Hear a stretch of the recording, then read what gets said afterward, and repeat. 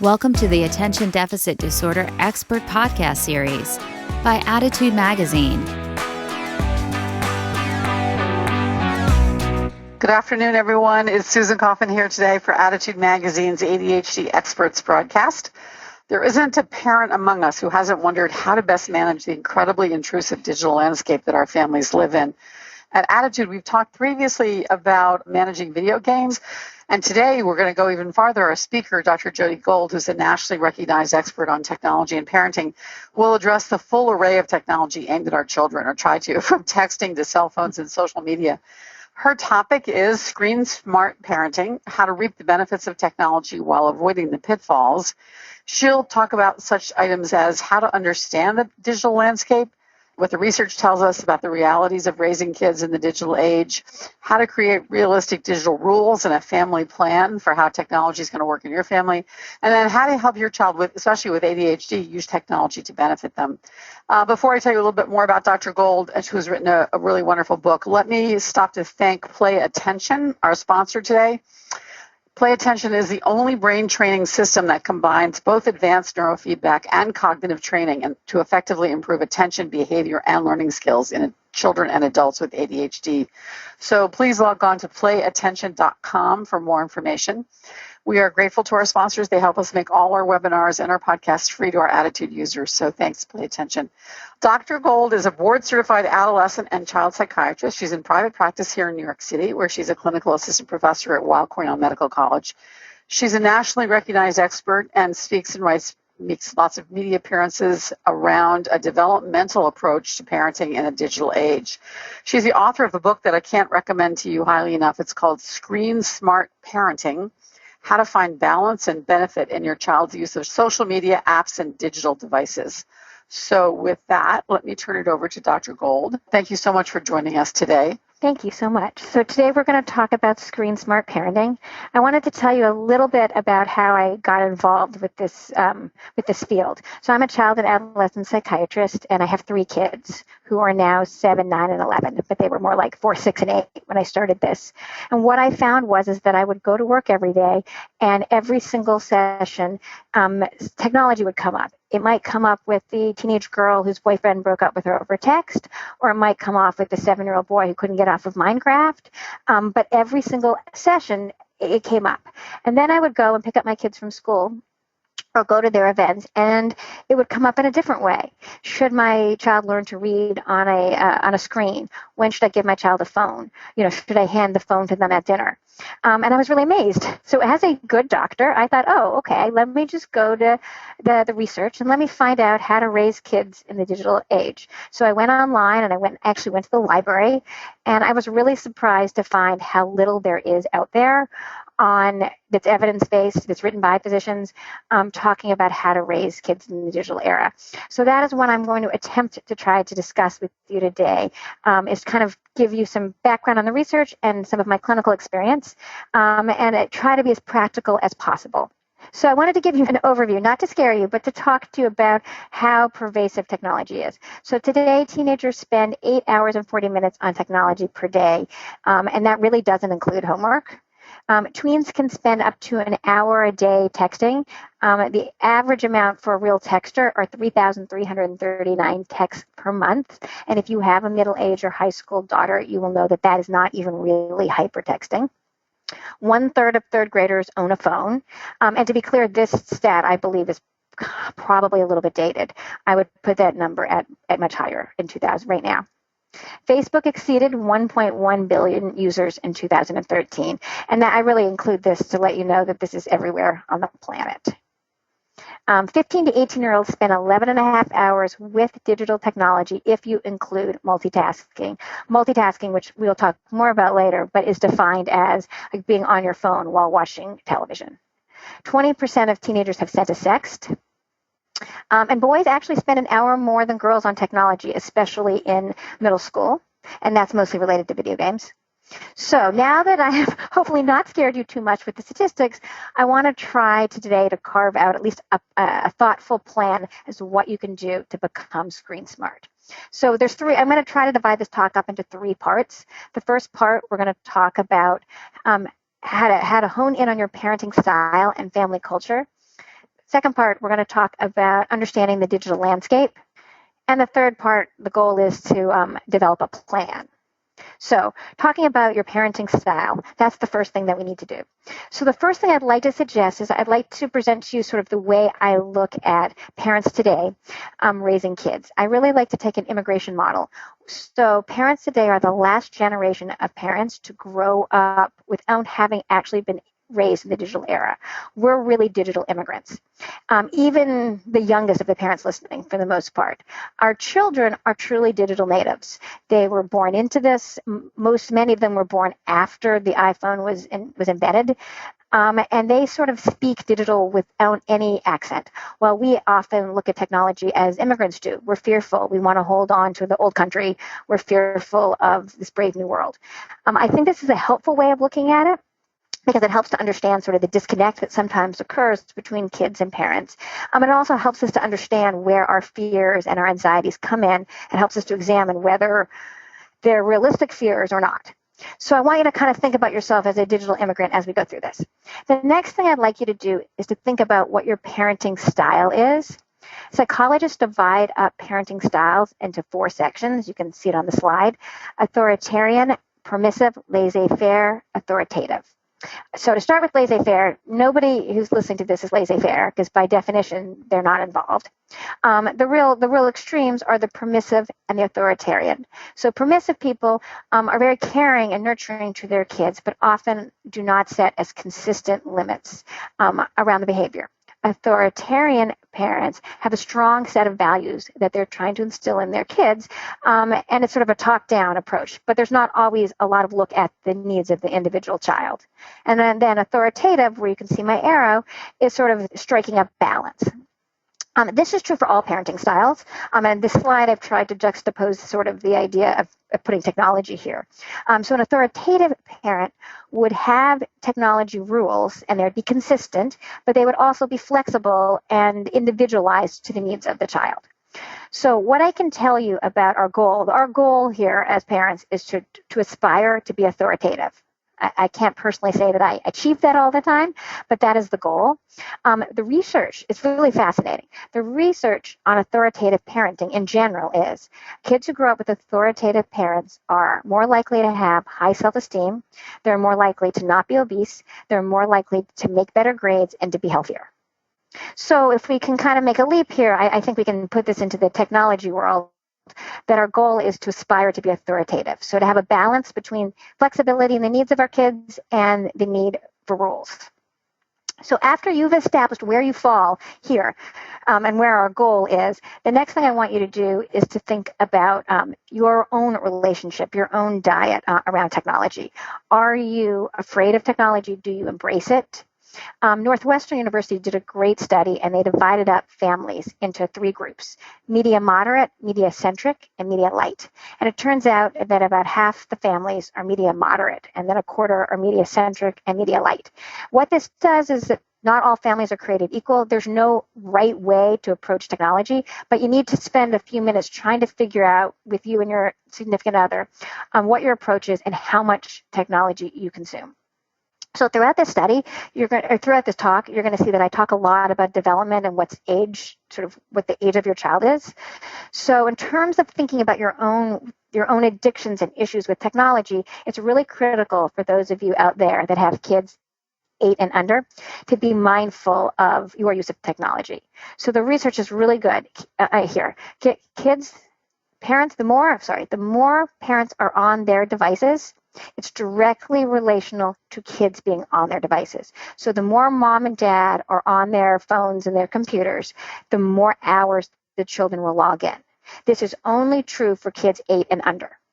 So there's nothing wrong with being on the devices. I just need for families to recognize that your technology use will directly affect your children's technology use up to about the age of 8 or 9. And then after the ages of 8 or 9, children begin to have their own relationship with technology, and that connection becomes unhinged.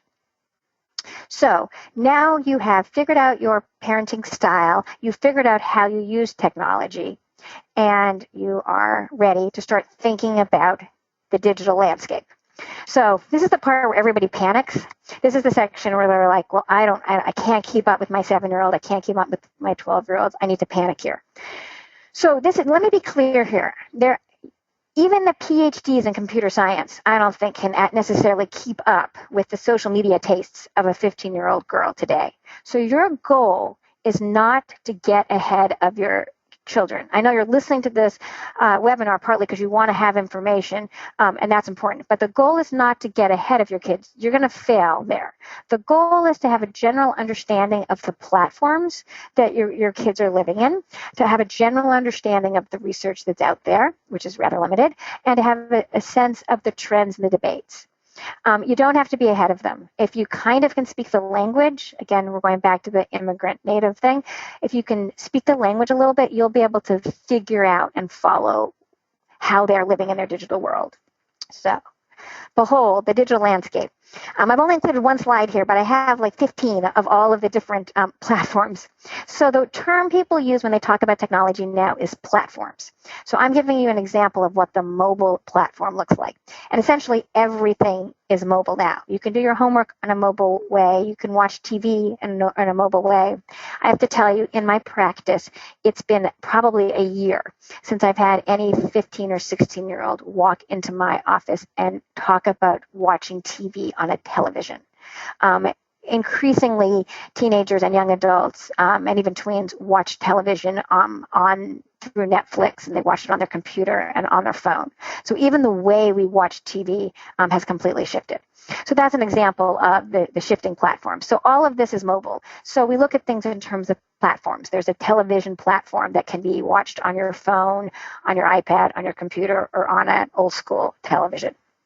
So now I'm going to try to quickly kind of review the research that I have found that actually is good. There's a lot of stuff out there. To be honest, as a doctor, there's not a lot of good research that you can say is really peer-reviewed and evidence-based, but I have been able to make a few general assumptions that are based on the research, and I want you to know them because I think they're helpful as you try to carve out your plan for your family. So first of all, this is the big take-home point. A TV in a child's bedroom is bad. Simply, if you take nothing else home from today, you need to get the TV out of your child's bedroom, regardless of the makeup of your apartment or your house. So a TV in a child's bedroom is positively correlated to obesity, to being overweight, to metabolic abnormalities. That means things like diabetes. And to poor academic performance. Truly, these are not new studies. These are old studies that show you make better grades, you weigh less, and you're healthier if you don't, and you certainly are on your devices less if you don't have a TV in a child's bedroom. And to reinforce that means any platform that your child is watching TV in. So if they have a computer or an iPad, they can play on it in their room or do their homework on it, but you certainly don't want them to sleep with that device where they can watch TV on it all night. Next, background TV interferes with face-to-face interaction. So background TV, which I think many of us grew up with, it's sort of having the TV on, the big normal old school TV on in the background kind of for noise. I think a lot of families do this. That I would highly recommend against. If you're all watching TV, it's fine to have it on, but just to have it on, it distracts from face-to-face interaction. And one of our goals in raising kids today is to encourage face-to-face interaction. Taking that a step farther, I want to make a couple of comments about how TV and technology affects very young children. I can't go as much into detail as I'd like, but I'm happy to answer questions about this later. What we have found is that there is nothing positive about technology for kids 2 to 3 and under. I'm going to talk about all the positive effects of technology for older kids. There is nothing positive about using television and devices for kids under 3, though there may also not be that much that's negative. The only thing I can say that's truly in the literature about excessive TV is that it can be negative when it interferes with language development. So the idea is that if the child is put in front of a device all the time and it actually interferes with the child's ability to have face-to-face interaction, that can cause mild language delay. That does not mean it's not okay to put your child in front of Sesame Street or a device. It just means that after 30 minutes, you need to turn it off and you actually have to play with your child. Young children really learn from facial expressions and real-life interaction. Okay, moving on. Digital technology in moderation does improve cognitive abilities in school-age children. And I want to say that again, digital technology can actually make your kids smarter if it's used wisely and it's used in moderation. And there's lots of good studies to support this. Next, my big hot topic. I can spend the whole hour talking about sleep, but digital technology may interfere or displace sleep, but doesn't directly cause a sleep disturbance. So what I mean by that is certainly if you're up watching or on your devices, then you're not sleeping. Nobody's arguing that. But is there anything inherent about the devices that disrupt sleep? Probably not. There's some discussion about the blue lights and the white lights affecting melatonin, the hormone that helps us to sleep, and I think that's somewhat emerging, but that can be handled by being turned off. So it's not so much the devices as it is the need to be on them where it disrupts or displaces sleep.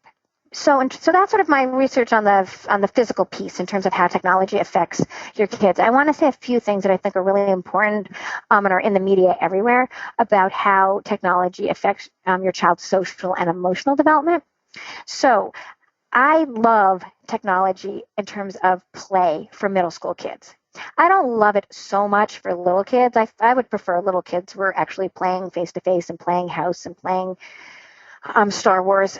However, for middle schoolers, it's fabulous. So digital technology offers new avenues for imaginative play in older children. What I mean by that, and there's lots of good research to support this, is that at some point in 4th or 5th grade, you're seeing that your daughters and your sons are putting away the dolls and they're putting away the Legos, and imaginative play is sort of disappearing. Now, that's not because your kids don't want to play. You'll see these middle schoolers very ambivalent and wanting and wishing they could kind of dress up, but it's not cool anymore. However, it is cool to do it online. So, for instance, Minecraft is a fantastic place to continue building and continuing being creative once you head into middle school and high school. And even role-playing games where you take on different roles, these very complicated video games, allow kids to basically play war, play house, play life in an imaginative way, which was never allowed when we were growing up. So I want to point that out, that there's a really healthy place for play online. My next topic in terms of the research is what I call the rich get richer in online relationships. And this is very relevant and also very relevant for those of you out there who have kids with special needs or with ADHD. So what the research says consistently in many ways is that kids with good self-esteem and good self-confidence can use technology and social media to make them feel better about themselves, to make them feel more connected, and to make them feel more confident. However, the opposite is also true. Kids that have low self-esteem, who struggle from anxiety, don't feel so good about themselves, may be using technology and social media to make them feel worse about themselves. They're more likely to be vulnerable to cyberbullying or to being humiliated or excluded online. So that's a piece I really want to think about, and that's a lot about knowing your own child. Next, I guess I need to move along here, is selective self-presentation can help you feel good about yourself. Selective self-presentation is a fancy medical psychological term for your Facebook profile.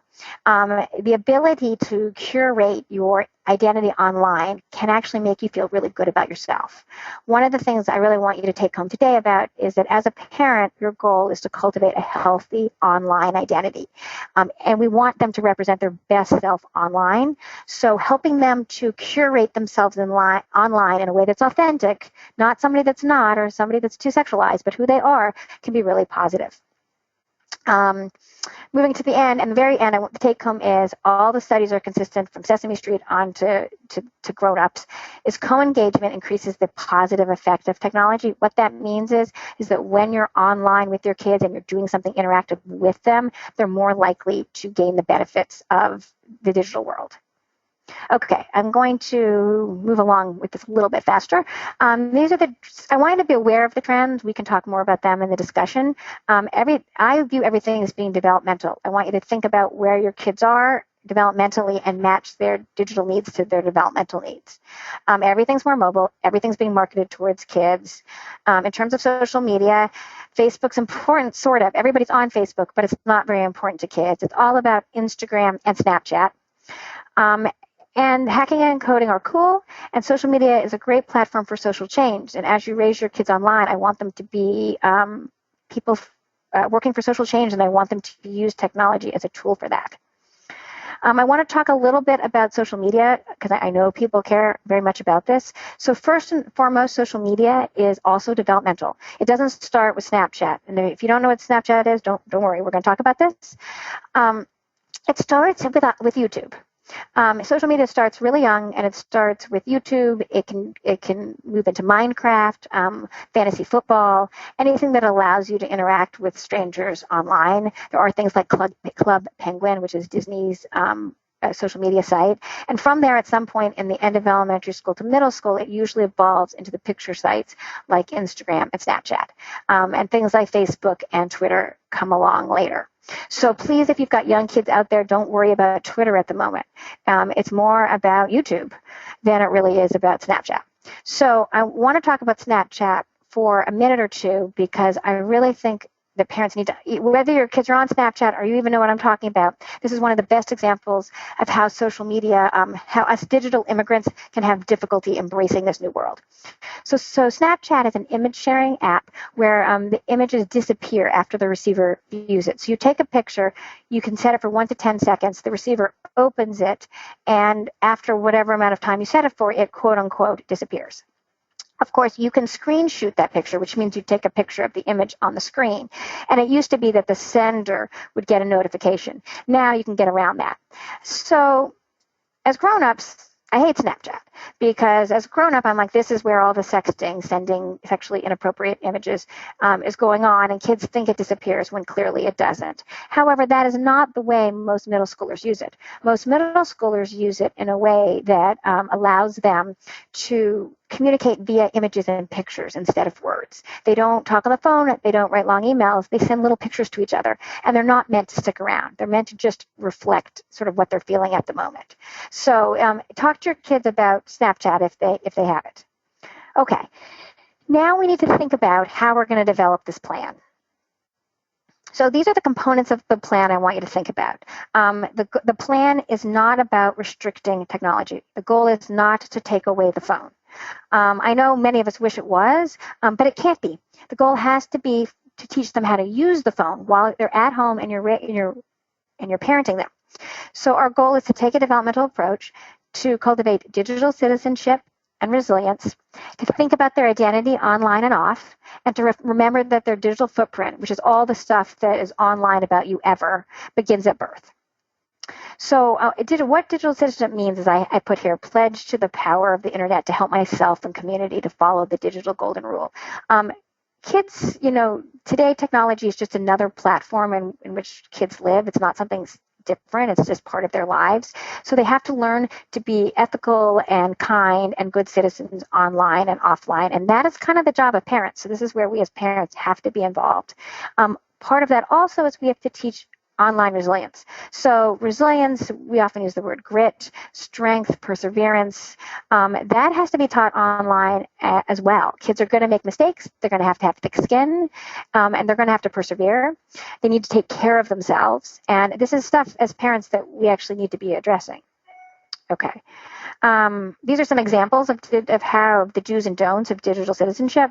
To give you some examples, I'm just going to go over one or two of them. For instance, an act of digital citizenship would be to delete embarrassing photos, to send kind texts, and to stand up for friends that are being bullied. And things that you wouldn't want to do are to post party pictures of a party you just threw where all of your friends weren't invited, or to forward mean or embarrassing posts. And here, I will let you all look at this a bit more at home, but to talk about how to promote online resilience. And a lot of that is about you talking to your kids about what's good and bad on TV, helping them to understand the difference between fantasy and reality. Understand how powerful Photoshop is and that nobody online really looks like that. You can go to YouTube and Google, or go to YouTube and put in Photoshop and pizza, and you will see how people who know how to use Photoshop can turn a piece of pizza into a woman in a red bikini. So it's worth going online with them, talking to them about what's on there, and helping them to be critical consumers. So growing up digital. So I want to spend just a minute or two specifically talking about some of the risks as you develop your plan for kids that have ADHD.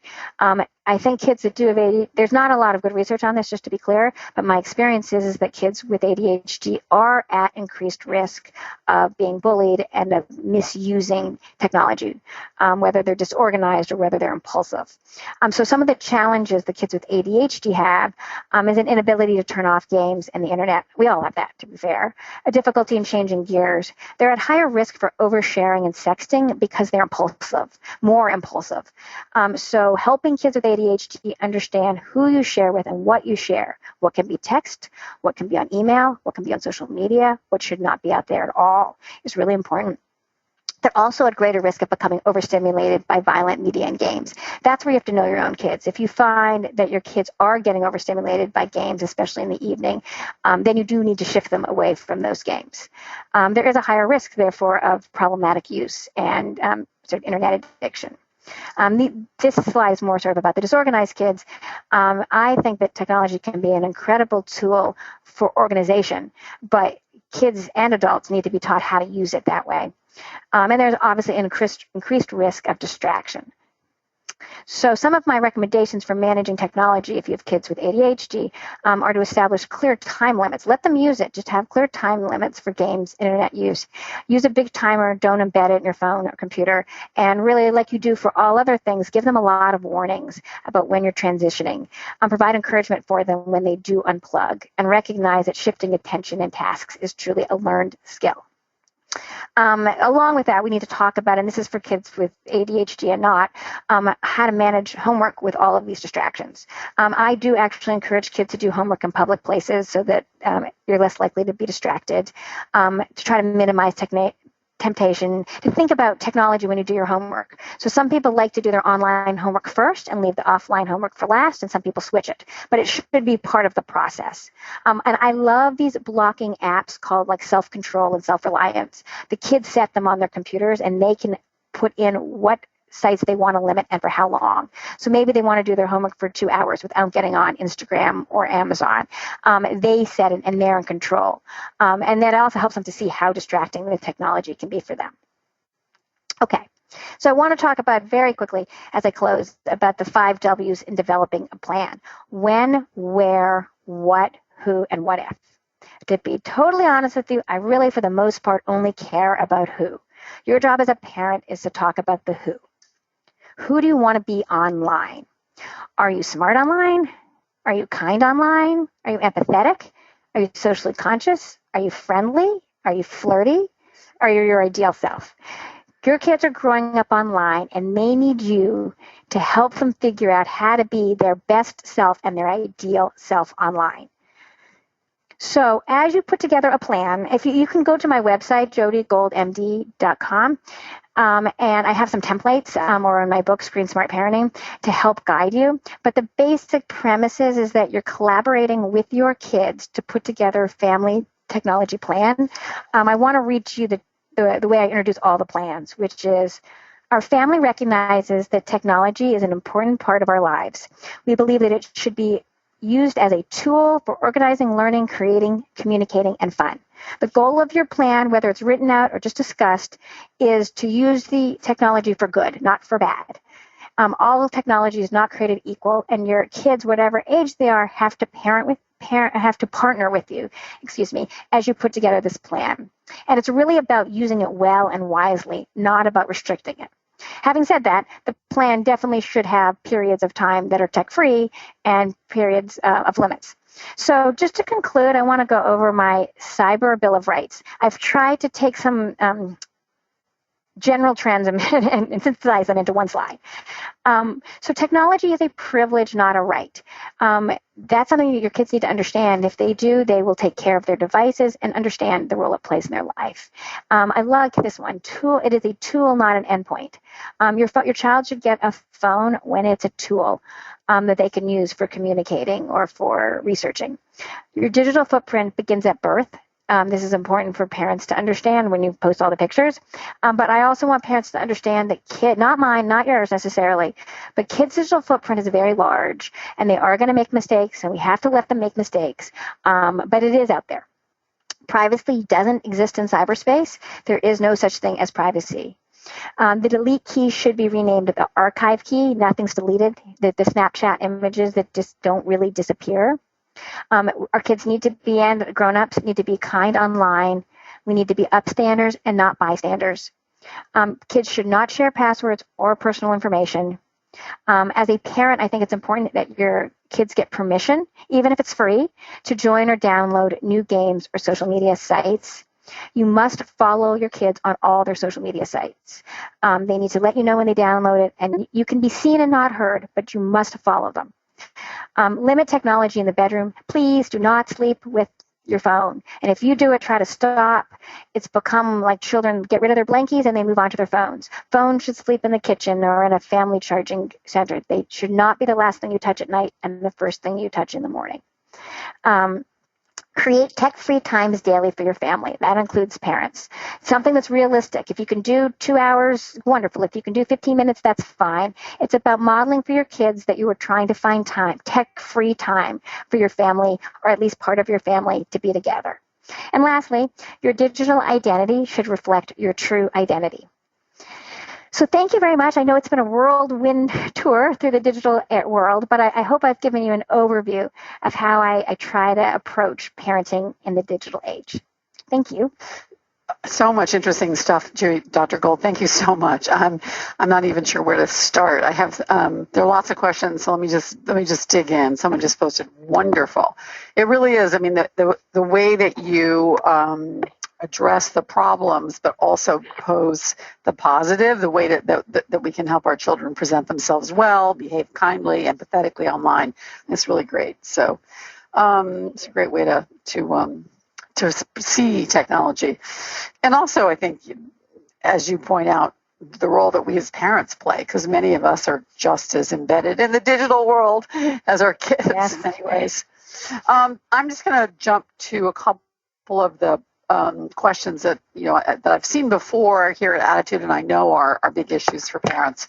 One of the big ones is the whole question of digital devices in the bedroom. While I think everyone agrees that televisions shouldn't be there, and no one has a problem with that, with the transition that you mentioned of watching TV on your devices, and the fact that so many kids' schoolwork is so bound up with their laptop or their online device, parents have a tough time managing that, especially in high school.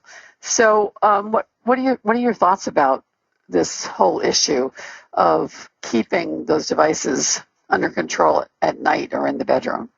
So one point that you bring up is how I don't know in terms of who's listening out there. I know if you've got parents of high schoolers, they tend to be the most frustrated. Right. Parents of middle schoolers parents of middle schoolers are still a little bit hopeful. So I will tell you that the earlier you start, the better. So if you have kids, I'm talking like 3 years old to 13 years old, please start this now, because it's a big fight with the high schoolers.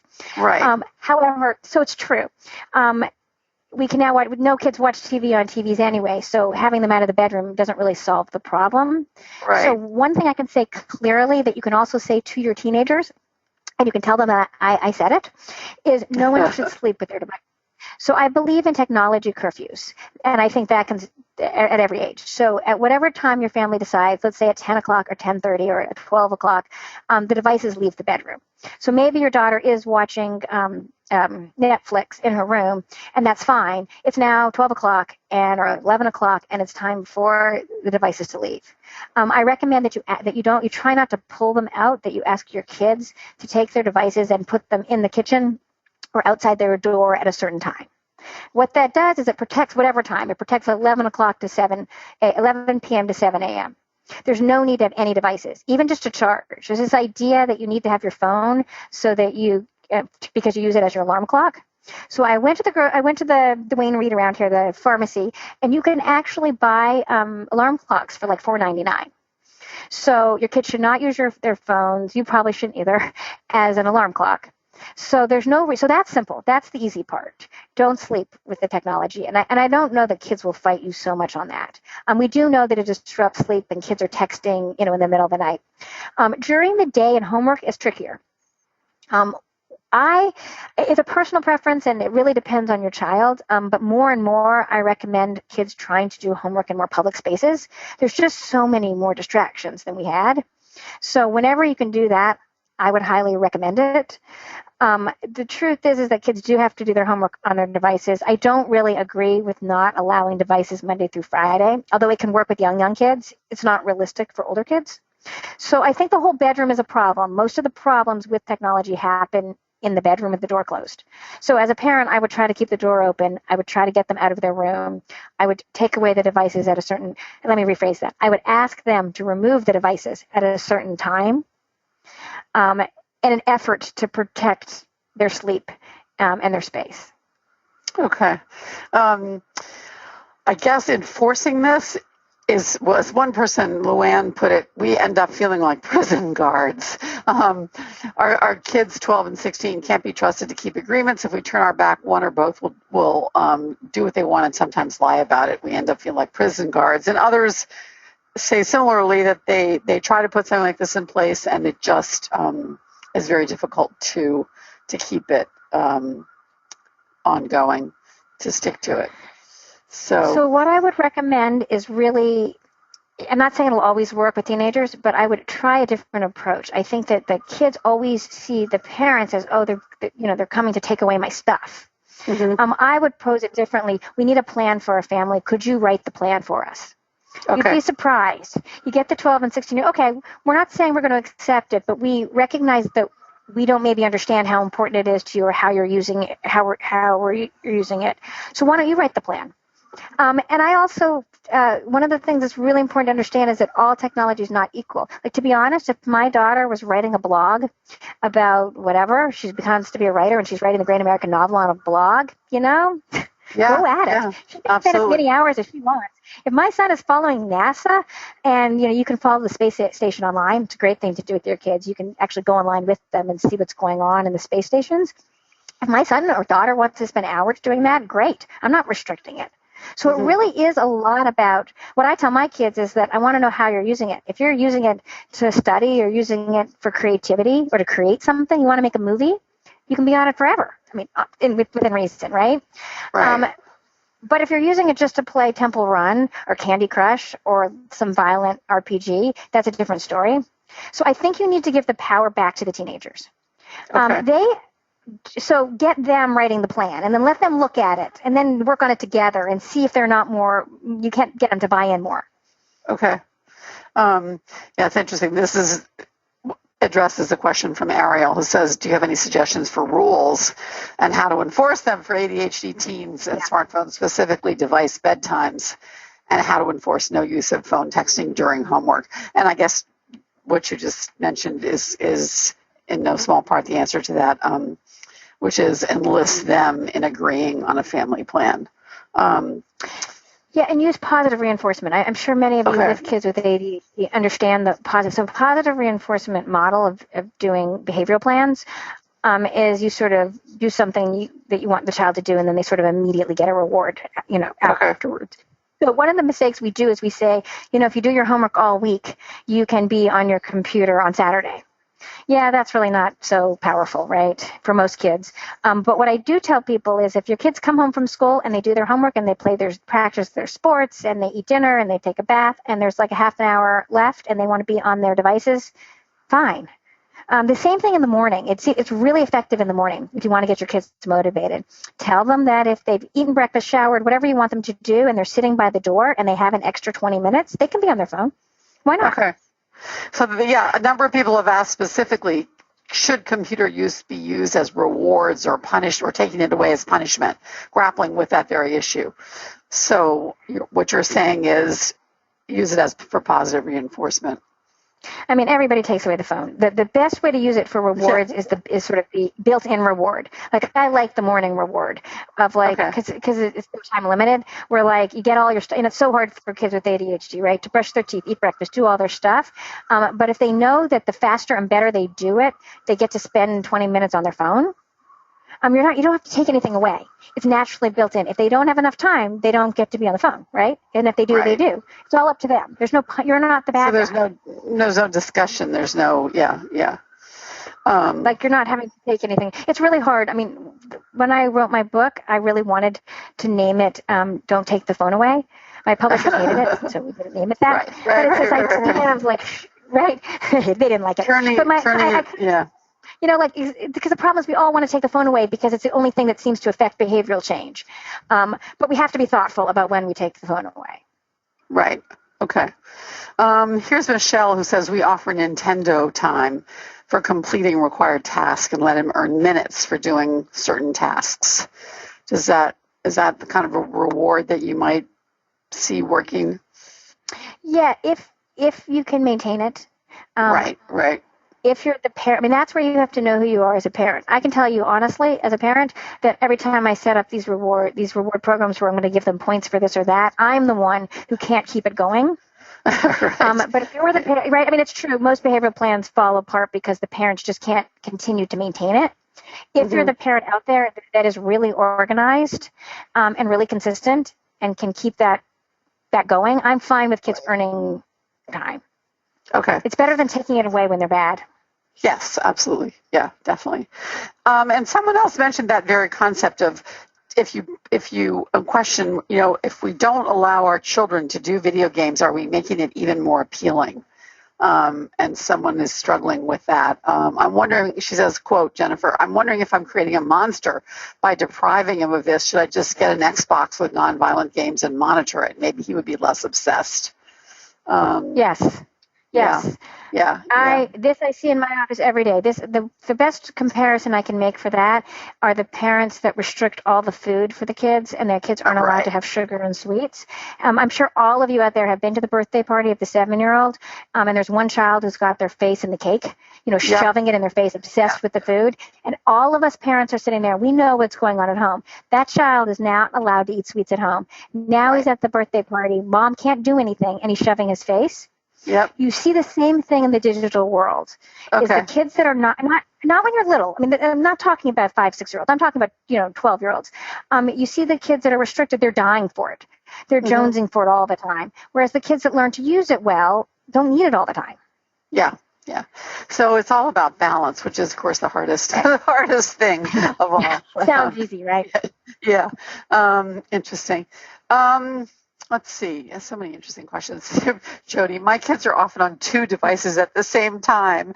And similarly, someone else said, let me see if I can find this question. It's wonderful. Her daughter claims that by using multiple devices at once, she has a better chance of doing her homework. My daughter claims that having multiple devices going at one time actually helps her with homework. I have a hard time believing this, but a friend mentioned that maybe all the distraction is canceling itself out. I hear that a lot. Really? I actually hear that a lot from teenagers. So what I can tell you, and whoever wrote this, you should Google this and print it out and show it to your kids. So neurologists and neuroscientists will tell you that multitasking does not exist. That what the brain does, what the brain does is it switches attention. So it's not possible for the brain to focus on 2 things. You switch from one thing to the next. So obviously, if you're switching from one thing to the next, you're not really paying full attention to either. So what she's doing actually is just completely being inefficient in her homework. Okay. I really, really encourage you to get your kids off their technology. They can still be on there, whatever they're using for school, but to be off the other technology when they're doing their homework. They'll be so much more efficient. Right. What about music? Because we have had experts who recommend certain kinds of music as background noise for homework, specifically classical music usually. I think that depends on the person. I mean, my experience is that lots of kids and adults with ADHD actually do better with background noise. I'm like a coffee shop recommender. I should get stock in coffee shops because I'm constantly telling my older teenagers and young adults with ADHD that they're not allowed to do their homework at home, that I want them sitting in Starbucks or Barnes & Noble doing their homework because they're actually less distracted. If I put them in their bedroom with the door closed, they're binging on Netflix, they're sleeping, they're getting nothing done. But having the background noise and the background kind of stimulation does seem to sort of calm them down and focus them. But again, nothing intrusive. So I think that depends on knowing you and your children's learning style. Okay. Yeah, that makes so much sense. So, I mean, I think in college, we all used to go to study in the library for that very reason, that there was an atmosphere around us that was helpful.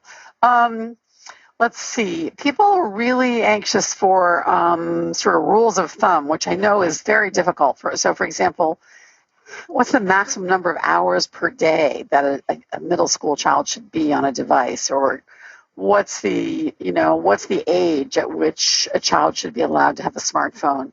Are there any rules of thumb that people can sort of hang their hats on?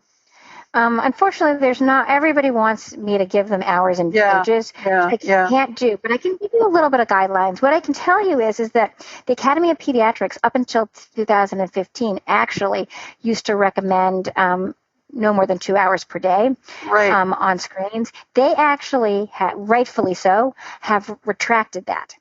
They now really talk about the fact that it's okay to be online, that there needs to be limits. They'll tell you, as I will, that the content matters. That's the problem with the hour, with the timing limit, is that it's really about how they're using it, not how long they're using it. Right. So what you want to go back to your kids with is, how are you using it? There is a place for entertainment media and relaxation media. That should be limited, though. So it really depends how they're using it. I do think, in terms of rules of thumb, you should not be really on the entertainment stuff until after you've done your homework or what you need to do. I highly discourage people from limiting it Monday through Friday. I think it just creates this desire to get to Saturday, and then the kids binge on Saturday. Right. In terms of the phone, you want to get a phone when they can use it as a tool and not a toy. Okay. What I see nowadays is that kids are getting it around the time they start middle school, which varies from place to place, around the time that they're dismissed from school on their own, that they might be traveling places on their own. Try not to give your kids a phone before they need one. Mm-hmm. There's some exceptions to that, though. I do think that kids of divorced parents should get phones earlier. I'll give a 6-year-old a phone if the parents are divorced. Okay. I think it's very powerful for a child to be able to talk to the non-custodial parent on their own phone. Not have to talk to mom on dad's phone. So there's reasons. Right. But in general, not until they really need it, because they're going places on their own. Okay. Switching gears a minute back to video games, a couple questions from parents who are concerned about violent video games. Should they be worried about it? Is there an increase in violent behavior offline? Any comments about video games, quote, like Halo with shooting? So that's a great question. So the first thing I want to say to parents, which I didn't mention in the talk, is you need to know what games your kids are playing. So parents routinely come into my office, and these are all, good parents, very involved, and they will tell me in detail the kids' soccer schedule, ballet schedule, debate schedule, and then I'll be like, so what's their, online life like? What games are they on? What social media sites are they on? And they literally, these very educated, well-meaning, caring parents look at me and their jaws drop. And they're like, I don't know. He plays some game. I don't know the name of it. Yeah. I think he's on Instagram. I don't know. So the first thing you need to do is figure out what your kids are on. And I know that it doesn't feel like we can understand them. I can't understand them. But you have to take an interest in them. Right. So if your kid is on Halo or World of Warcraft, if your kid's not, don't worry about it. But if your child is on it, then you need to actually watch them play, get them to explain it to you, take an interest, and then assess if it's having a negative impact. In general, video games do not make kids more violent. There are lots of exceptions to that, and ADHD kids are often those exceptions, but in general they don't. And another thing that I usually talk about in this talk is there are so many positive aspects to video games. There's 100 research studies that will tell you that it makes you smarter. People who play video games are better at reading instructions. They're better at metacognition, which means taking stimuli from different areas of the brain and organizing it. They have faster response times. So there's all kinds of pluses to video games. But try to understand what your kids are playing and then figure out if it's a bad thing for them. That's interesting. Yeah, I mean, here's an example. We hear this frequently from parents whose children love Minecraft. Yeah. You know, this person says, my son does all his chores, gets straight A's, he's very respectful. Every free minute is spent on Minecraft. Should I be trying to see how I can get him to spend less time? I mean, isn't there an issue though, Dr. Gold, with diversity of activity? Kids who don't go outside, don't do athletics, don't do anything but, even if Minecraft develops good skills, is that really what you want your child to spend all their time on? It's all about moderation. We never want, I mean, I love Minecraft. I think Minecraft's great. I'm happy if my kids are on Minecraft, but not if it's actually taking away from their ability to be playing sports and being outside. The online world should never take away from the fact that your child is running around and being outside. What I like is that the kids are playing or doing their sports or whatever after school, and then they're playing Minecraft later. So if your child's obsessed, and so many kids are obsessed with Minecraft, and actually parents, they're really obsessed with going to YouTube and watching those videos on Minecraft. Yes, yeah. Many people mention that. Yep. Which is just, I mean, it's sort of crazy, right? So that I think that you can limit. And again, if you're out playing, if you go outside and play basketball, or you go to soccer practice for half an hour or an hour and you come in and you want to play Minecraft, that's fine. But you do need to limit it when it's impairing real life, of course. Okay.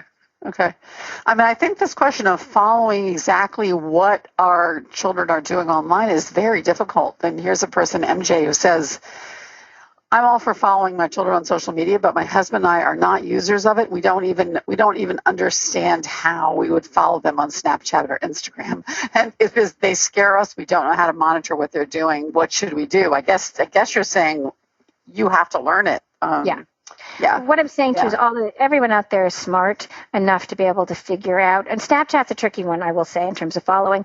But you don't, again, all you have to do is be on it. And to be clear, you don't both need to be on it. And if you've got an uncle that's really tech savvy and is following your son on Instagram, I'm fine with that too. But some grown up needs to follow them. And to be clear, you don't have to follow them on Instagram every day, or on Twitter or whatever every day. You need to spot check.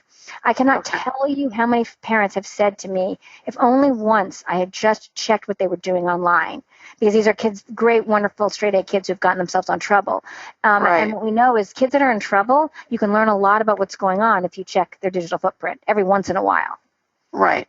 But this means, requiring your child to allow you to follow them or to accept your friend request. Yeah. I mean, I think that's tough for some parents. Yeah. But you don't have to say anything. It's the seen but not heard thing. Please don't comment. It's so, I mean, there's nothing worse for you to comment on their stuff, okay? And you're never going to be cool and you're never going to say it right. So don't comment. You're essentially getting permission to stalk them. You are just to check in on them, not to comment. So it isn't embarrassing. All the kids should know the parents are there, but not really see them. Right. Julie says, we follow our kid on Instagram, but we've heard about kids having second private accounts. Yeah. Oh, that's a great one. While we still have a minute, we should talk about that for a minute. So the other thing that I'd like you to know when you leave this talk is what a Finsta is. That's an Finsta. Right. I think it's a Finsta. So it's now very, very common for kids to have fake Instagram accounts. The purpose of, there's two things about the fake Instagram account. It's meant, the good part about it is that kids understand that they shouldn't share with their whole world, and they all have 1,000 followers on Instagram. So they set up these fake Instagrams so that they can share with their closer group of friends. That part I'm okay with. The problem with the fake Instagram is often also used to, evade their parents. Right. So you should just ask your kids, everybody out there that's got kids on Instagram, you need to go home tonight and be like, so do you have a Finsta? Or who in your class has a Finsta? I asked my son that, and he told me the 4 girls in the class that had a Finsta. He knew. So it's the other thing I don't like about Finstas is that kids think they're private. It's this whole concept around privacy. They're no more private than anything else on social media, and so it's helpful for kids to know that. Yeah. All right. Well, running out of time. I think this conversation could go on for a lot longer. This is really fascinating and just so tough for us, as you say, digital immigrants. Thank you so much, Jodi Gold. And everyone, please look out for her book, for Jodi's book, Screen Smart Parenting, and on your website, drgoldmd.com. Already some comments from people who found your templates and found them very interesting. But I can't thank you enough, and good luck to all of us in managing this this brave new world. Thanks again, everyone. Thank you for having me. For more Attitude podcasts and information on living well with attention deficit, visit attitudemag.com. That's ADDITUDEMAG.com.